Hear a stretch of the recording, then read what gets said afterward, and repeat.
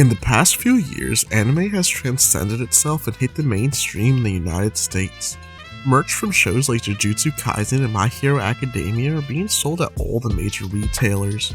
It was predominantly shown after Demon Slayer's first movie was released, becoming a major success. It made over $500 million, and that was during COVID times. Anime completely cemented itself in the mind of the public. But what if I told you they were 40 years behind their neighbor? No, not Canada. Mexico was the first North American hub for anime. From better dubbing, more intense battles, all the way to thousands of people gathering to watch Dragon Ball. Anime has its roots ranging all the way from the 70s in Mexico. Even my mother grew up watching an anime called Candy Candy, which has a full Spanish dub but never even received one in English. If it was not for my mom, I wouldn't even know that show existed, but why is that the case? During that time, making your own show was very expensive and it seemed to not really be worth it to the Mexican TV industry, or much of Latin America for that matter. On the other hand, the United States saw animated shows as second rate, and they were primarily focused on in-house children animation like Disney or Bugs Bunny. In turn, this led to the Japanese companies licensing out their shows on the low to Mexico. That explains why the shows got there before the US, but does not explain its popularity.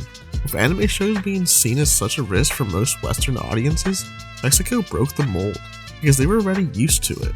Let me explain. Like I mentioned before, most of the Western audience was focused on cartoons like Disney or something like Bugs Bunny.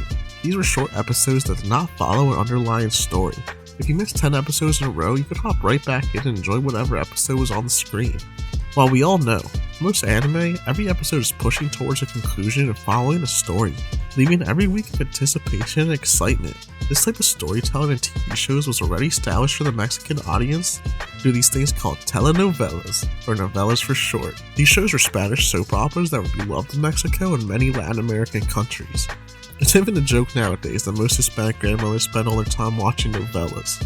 Like current day dramas, they follow an eccentric plot, and each episode pushes the story farther. Think something like Grey's Anatomy. So even before anime, this episodic formula was nothing foreign for these people. In turn, this caused an anime you probably never heard of to blow up. By 1986, Saint Seiya made its anime debut, and it received a Spanish dub of course. The show was a brutal shonen which encapsulated all its glory from Japan to the Spanish-speaking audience.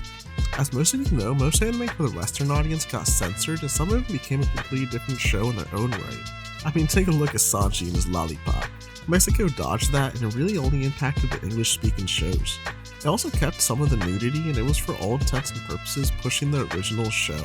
For over a decade, Saint Seiya led a generation into trying different shows, and if you ask almost anyone growing up during the 80s from Mexico, they almost definitely have seen a few episodes. This was the rise of anime, but the peak was yet to come. Where Saint Seiya was insanely popular, Goku could have been president. Dragon Ball, particularly Z, quickly became a cultural phenomenon. This is a lot closer to my age, so I can attest to this. Everybody who would watch TV during this time experienced Dragon Ball. I mean, look back to the original Frieza fight. Everybody was having people over to have a giant watch party to just enjoy it. This type of behavior is still prevalent today. Before it was just a bunch of people at someone's house, but over time the fights started to get advertised like huge pay-per-view fights. For the recent Jiren battle, it was planned to watch it at local parks, plazas, and stadiums all throughout the country. This even led to Japan sending the Mexican embassy a request to stop this illegal screening of their show. Mexico did not seem to care to enforce it though, and the second to last episode of Super generated over 9,000 people watching the episode on release.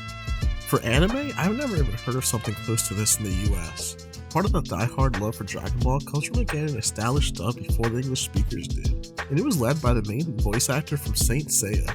Besides that, the show is revolutionary for anime in general, and its underlying themes are universal. At the end of the day, Goku is an alien on Earth just trying to fight the strongest people in the universe. Without having too many of the mainstream Western shows on their TV, Mexico got to experience the revolution of anime firsthand. To this day, Mexico has a pretty die-hard anime fan base, but I think the rest of the West has pretty much caught up to the hype. Besides Dragon Ball, I think the love is pretty similar. The reason I wanted to make this video is because my mother grew up on some anime, and so did I.